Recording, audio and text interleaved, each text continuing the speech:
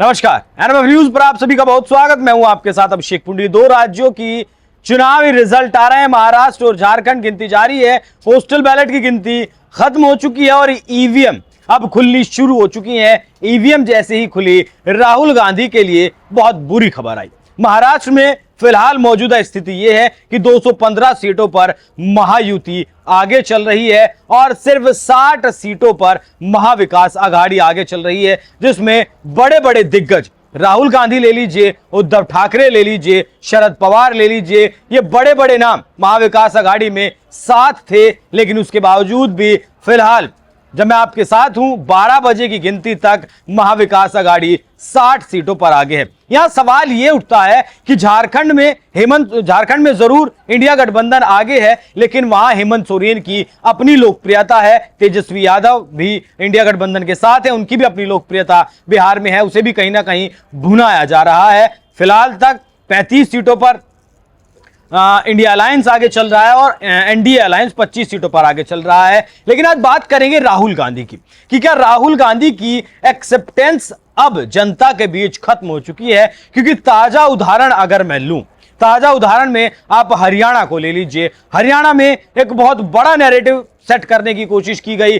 तमाम exit polls ने भी कहा था, तमाम बड़े बड़े राजनीतिक विश्लेषकों ने भी कहा कि राहुल गांधी का सिक्का हरियाणा में चलने वाला है। लेकिन जब नतीजे आए तो उन्होंने बताया कि इतिहास बदल दिया गया। हरियाणा में हैट्रिक लगाई बीजेपी ने, तीसरी बार बीजेपी ने जीत दर्ज की, मुख्यमंत्री बनाया और पिछला अपना रिकॉर्ड जो था उसे भी ध्वस्त कर दिया। पूर्ण बहुमत लिया, 42 सीटें ली।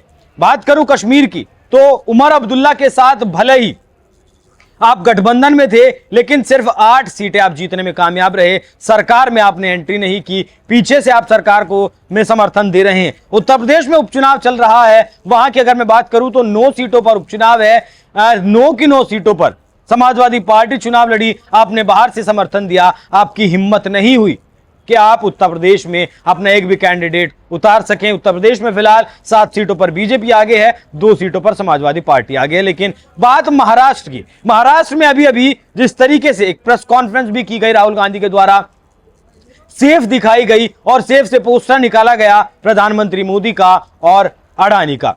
उसके बावजूद उससे पहले लोकसभा चुनाव में भले ही स्ट्राइक रेट बहुत बेहतर रहा था, महायुति को बड़ा झटका दिया गया था, 42 में से 15-16 सीटों पर लाकर समेट दिया गया था। लेकिन उस नैरेटिव को समझ गए लोग, जो कहा गया कि आरक्षण खत्म कर दिया जाएगा, संविधान बदल दिया जाएगा। लेकिन जब पिछले 10 साल में प्रधानमंत्री मोदी ने ऐसा नहीं किया, तो आने वाले 5 साल में क्या कुछ करेंगे। हालांकि पूरा समर्थन बीजेपी को नहीं मिला, 272 का आंकड़ा बीजेपी नहीं छू पाई, लेकिन 240 सीटें दी, सहयोगियों के साथ सरकार बनाई। उस मानसिकता को अब समझ गए हैं। आदिवासी दलित जो लोग हैं महाराष्ट्र में, वहां भी बीजेपी ने बहुत माइक्रो मैनेजमेंट के साथ काम किया। किरण रिजिजू जो मंत्री रहे हैं, कानून मंत्री रहे हैं, उन्हें भेजा और बताया कि अल्पसंख्यक मंत्री मैं इस सरकार में रहा हूं, वरना इस पद पर अल्पसंख्यक मंत्री के तौर पर किसी मुस्लिम को ही बिठाया जाता है, लेकिन मैं बौद्ध हूं, एक बौद्ध दलित को इस पद पर बिठाया गया।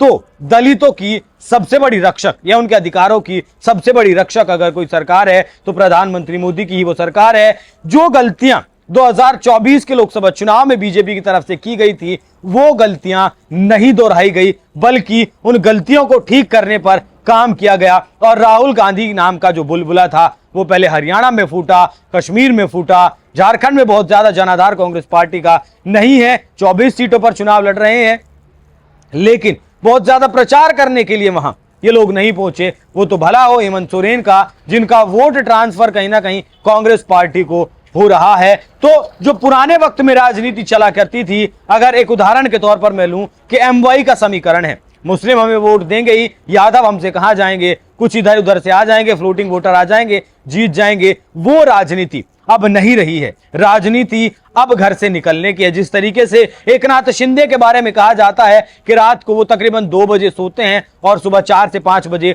वो उठ भी जाते हैं, सुबह 8 बजे तक वो अपने रोड शो तक खत्म कर लेते हैं, एक दिन में दर्जन भर सीटों पर चुनाव प्रचार करते हैं। वैसे ही देवेंद्र फडणवीस के बारे में कहा गया महाराष्ट्र की बात करें, योगी आदित्यनाथ उसी तरीके से काम करते हैं, प्रधानमंत्री मोदी उसी तरीके से काम करते हैं। और जो कहा जाता है कि बीजेपी पूरे साल भर, पूरे 5 साल चुनावी मोड में रहती है, उसका जो चुनावी मोड का बटन है वो ऑफ नहीं होता, वो ऑन ही रहता है। इससे अब ये अंदाजा लगाया जा रहा है आम जनमानस में, अब ये कहा जाने लगा है कि राहुल गांधी की स्वीकार्यता व्यक्तिगत तौर पर नहीं है। शायद इसीलिए अमेठी से जब वो हारे 2019 में तो उन्होंने सीट चुनी थी वायनाड की। इस बार भी वायनाड से प्रियंका गांधी को चुनाव लड़ाया। गांधी परिवार सिर्फ खुद से ऊपर किसी को नहीं जाने देता, यह भी एक बहुत बड़ा कारण है, क्योंकि बीजेपी एक निचले, जो मतलब सबसे आखिरी लाइन के जो आखिरी में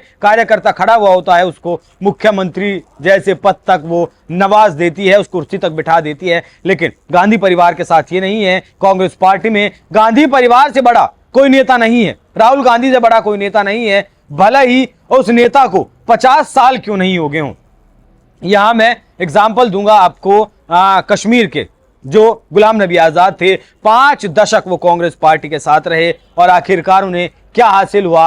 अपमान कांग्रेस पार्टी में। हिमंता बिश्वा शर्मा लंबे वक्त कांग्रेस पार्टी के साथ रहे, अंत में हासिल क्या हुआ? अपमान। राहुल गांधी की जी हजूरी जो नेता कर सकते हैं, वो जो इकोसिस्टम है उनका, वो उनके पास है, और वो फिलहाल राहुल गांधी के लिए दुखदायक साबित हो रहा है। तो महाराष्ट्र से जो नतीजे निकलकर सामने आ रहे हैं, 215 सीटों पर महायुति फिलहाल आगे चल रहा है, वो यही बताता है कि राहुल गांधी का आरक्षण खत्म करो का जो मुद्दा था, जो उन्होंने एजेंडा चलाया था, वो खत्म हो गया है। संविधान जो जेब में लेकर वो लाल रंग का घूमते थे, वो खत्म हो चुका है। अडानी अडानी जो चिल्लाते हैं, वो खत्म हो चुका है। अच्छा, एक बात मुझे समझ नहीं आती कि किसी भी देश में व्यापारी एक बहुत बड़ा वर्ग होता है। अमेरिका का एग्जांपल ले लीजिए, डोनाल्ड ट्रंप के समर्थन में टेस्ला के मालिक, दुनिया के सबसे अमीर आदमी खड़े थे उनके साथ में, एलन मस्क जिनका नाम है, खुलकर समर्थन किया, खुलकर पैसा दिया, खुलकर प्रचार किया, अपना काम छोड़ा। उधर दूसरी तरफ माइक्रोसॉफ्ट के मालिक